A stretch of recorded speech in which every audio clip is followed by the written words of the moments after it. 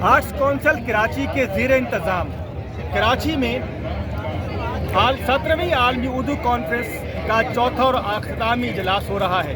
YMC में मुनक़द इस तकरीब के बड़ी तादाद में लोग मौजूद हैं। इस पूरे सेशन के अंदर जो 4 रोज़ से जारी था 5, 6, 7, 8 दिसंबर 2024 को इसमें मुख्तलिफ़ किस्म के प्रोग्राम हुए, जिसमें अदबी, सकाफती, तहज़ीबी के फ़नकारों ने इसमें हिस्सा लिया।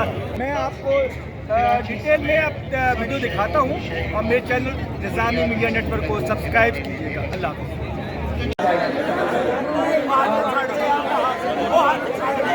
दुआ करो कोई कुड़ी मेरा हाथ पड़े जिसकी कुड़ी ला रहे हैं।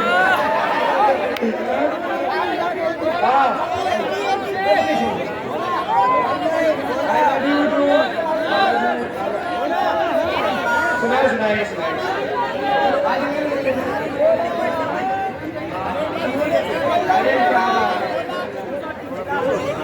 चलो थैंक यू। आप लोगों के आने का बहुत बहुत शुक्रिया।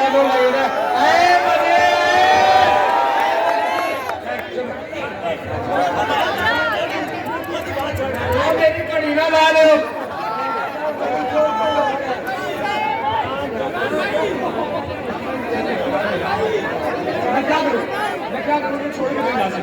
बात सुने नहीं देख के कोई कह सकता है लोग आपके बालों के फैन हैं माशाल्लाह, आपकी लुक्स के फैन हैं। मैं आपके दांतों का भी फैन हूँ, क्योंकि जब पाकिस्तान हार रहा होता है ना तो ये हार्ड बॉल चबा जाते हैं। सर वो ज़हन में क्या चल रहा होता है यार? मैंने कहा मुख्तलिफ तरीके से कुछ लोग नाखून से करते हैं, कुछ पिच से बॉल खराब करते हैं। मैंने कहा छुप छुप के क्यों काम करते हैं, खुल के करें। और फिर स्पाइक से विकटे भी छेड़छाड़ करते हैं। मतलब यार मलिक से पूछा था वो बस मैच के लिए थोड़ा सा मैं इतना पागल था कि मैं वो मैच जीतना चाह रहा था। आप मैच जीतना चाह रहे थे? मैं जीतना चाह रहा था। मुझे पता था कि मेरे फास्ट बॉलर जो है ना वो बगैर बने हुए बॉल नहीं कर सकते तो मैं उनकी हेल्प कर रहा था। खैर मजाक से कि ये पिच वाला डिसीजन है, बॉल वाला, कुछ चीज़ें ज़िंदगी में ऐसी हो जाती है कि बंदा कहते हैं। लेकिन अगर ये ना होते तो फिर आज हम क्या और भी ये मतलब point of discussion is well. आपकी ज़िंदगी में फिर जाहिर है आपने फलाही कामों की तरफ भी बहुत तवज्जो दी। सबसे पहली बात तो ये है कि आपके अंदर जुनून होना चाहिए, एक दीवानगी होनी चाहिए और वो मोहब्बत से पैदा होती है। तो मोहब्बत कीजिए अपनी ज़बान से, अपने शहर से, अपने मुल्क से, और पूरी कोशिश करके उसको कामयाब तरीन बनाने की कोशिश करती। बहुत जी जावेद शेख साहब। मैं कहूँगा जो हमारे नौजवान हैं, लड़के लड़कियाँ, अपने अंदर वो इन्होंने जैसे कहा कि जुनून पैदा करना चाहिए। तो मैंने एक ऐसे बनाया हुआ है कि उनके अंदर 3 P's होने चाहिए। P, not Pakistan Peoples Party. P for passion, P for patience, and P for punctuality. वाह क्या बात है। Passion, patience and punctuality. Pakistan film industry के रिवाइवल के लिए कुछ किया जाए। बहुत सदा बहार रहे मेरा पाकिस्तान यूं ही, हवाएं अभी चले, दिल की हर कली खिल जाए। वो लोग जो इसकी बका के लिए है सरगर्दा, मेरी दुआ है उन्हें मेरी जिंदगी मिल जाए। आप सबका बहुत शुक्रिया, इस सेशन का बहुत शुक्रिया। जावेद शेख साहब, नवर सईद साहब, मुस्तफा करिश्मा, थैंक यू वेरी मच। जोरदार ताली। दौर की बात ना हो, जो गाने मैं सुन के बड़ा हुआ हूँ, जो शायरी मैं सुन के बड़ा हूँ, उसकी भी थोड़ी सी जो चीज़ मुझे मुतासिर करती है वो मेरे गानों में दिखे। हुमायूं, आप रिलेटेबल होने की बात कर रहे हैं। अब आपके, मैंने पहले जिक्र किया कि जितने रोल रहे वो ऐसे ही थे कि ये एक हीरो हैं और आप इन तक नहीं पहुंच सकते इतनी आसानी से। तो आप समझते हैं कि अब आप चाहेंगे कि रिलेटेबल, क्योंकि एक ऐसा दौर है, इंटरनेशनली हम देखते हैं कि जो सेलिब्रिटीज़ हैं वो एक आम आदमी की तरह बात करने की भी कोशिश कर रहे हैं। उनसे मुखातिब भी ऐसे होते हैं कि हम आप जैसे ही हैं, हम सस्ते कपड़े पहनते हैं एंड ऑल दैट। तो आप भी चाहेंगे कि उस तरफ जाएं या इसी तरह आगे कंटिन्यू करना चाहेंगे? ऑब्वियसली आप बहुत हम्बल हैं, लेकिन क्या एक आवाम आपको फासले से ही देखेगी या ऐसे किरदार जिससे कोई भी देखने वाला कहे कि ये तो मुझ जैसा शख्स है? क्योंकि मेरे पास तो वो कैरेक्टर ऐसे ही था, और वो तो मजाक की बात है कि मैं वो कह रहा हूँ कि वो ऐसा था वैसा था, वो उसको मर जाना चाहिए था, लेकिन ये प्रॉब्लम्स तो किसी के साथ भी आ सकते हैं कि हमारे बहुत सी ऐसी अवाम है जिनमें जो ईमानदार था वो और बहुत रिलेटेबल कैरेक्टर था और बच्चे पालने हैं, उसकी बहुत कम तनख्वाह है लेकिन वो उसको फिर भी अपने बच्चे को भी खुश रखना था, अपनी बीवी को भी रखना था। फिर कहानी उस ड्रामे की वो किसी और तरफ जाती है, बेसिकली वो बेवफाई का एंगल उसके अंदर आता है और तो आई थिंक ये बहुत रिलेटेबल कैरेक्टर था।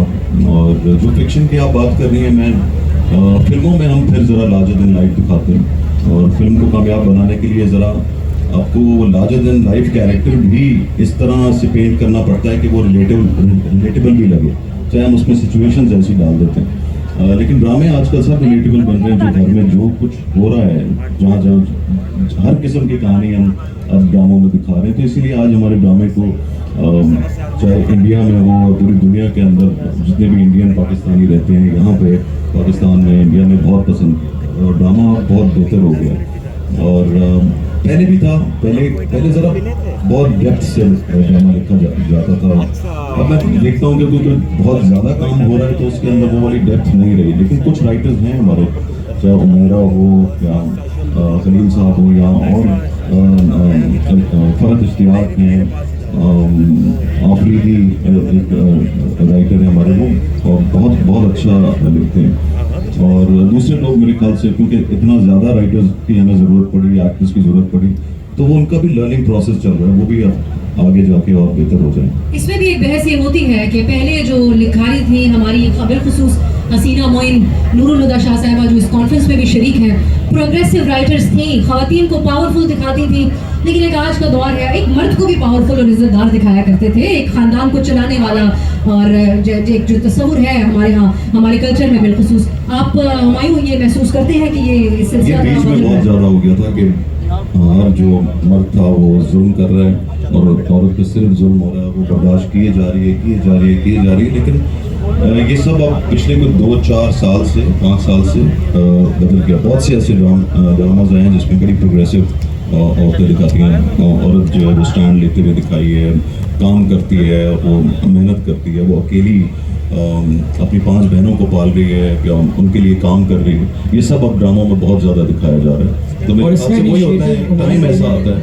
लाइक आप लोगों ने, मैं मेंशन करना चाहूँगा, सिन्फ़े आहन एक बहुत ही मतलब एक मॉन्यूमेंटल प्रोजेक्ट था, वुमेन एम्पावरमेंट सेंट्रिक, और वो कॉन्सेप्ट बहुत खूबसूरत था।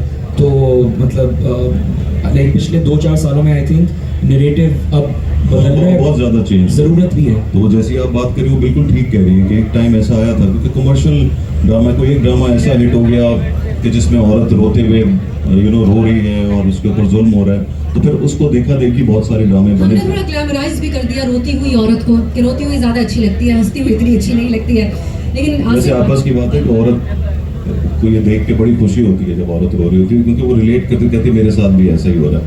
आप जैसे नहीं देखती 2 औरतें बैठी हों तो वो आपस में बात कर रही हों, एक रोने लगती है तो दूसरी खुद ब खुद रो पड़ती है। ठीक कह रही हो बहन, ठीक है। तो ये और बाकी उनकी रेटिंग भी बहुत आती थी जिसमें औरत रो रही होती थी, और ये पूरा सोच समझ के ड्रामा उस तरह बनाया जाता था। लेकिन यस, अब ड्रामे को चेंज करने के लिए हमने फिर औरत को स्ट्रॉन्ग भी दिखाया है। पाकिस्तान का आर्ट मुझे लगता है, और इवन कोई भी स्किल पाकिस्तान की, राइट, चाहे वो क्रिकेट हो, चाहे वो आर्ट्स हो, चाहे कोई भी हो, वो दुनिया भर में इस तरीके से शाइन भी मुझे लगता है इसलिए करता है क्योंकि वो रॉ होता है। क्योंकि हम इतनी मुश्किलों से आगे आए होते हैं, हम इतने लोगों के ना सुन के और इतनी लोगों की रिजेक्शन के बाद, इतने मरहलों के बाद हम वहाँ तक पहुँचते हैं कि जब हम वहाँ पहुँचते हैं और हमारा आर्ट निकलता है तो वो वाकई दुनिया को अमेज़ कर देता है। तो ये वाकई एक बहुत ही, इस मुल्क का जो स्किल लेवल है ना, वो एक अजूबे से कम नहीं है कि जितनी भी इस पे सप्रेशन होती है उसका आर्ट उतना ही ज़ोर से बोलता है। बट देन अगेन ये मैं ये नहीं कहूँगा कि बहुत अच्छी बात है, ये एक डिबेटेबल बात है और स्कूल होना चाहिए, बिल्कुल होना चाहिए, ऑफ कोर्स होना चाहिए। मैंने रिसेंटली ना ये पड़ोसी मुल्क से बहुत ज़्यादा कमेंट सुना है कि यार आप लोगों का आर्ट और आप लोगों के ड्रामा स्पेशली हमें इसलिए इतने पसंद आते हैं क्योंकि हम अपने हर फैमिली मेम्बर के साथ बैठ के उसको कंफर्टेबली देख सकते हैं। सो आई थिंक ये एक और पाकिस्तान हमारा एक बड़ा ये सक्सेसफुल अचीवमेंट है, वही वाली बात कि बिना कोई बाउंड्रीज तोड़े, you know, family centric content की बिना कोई बाउंड्रीज तोड़े अगर हम वो इमोशन ऑडियंस तक पहुंचा रहे हैं तो ये बहुत बड़ी बात है।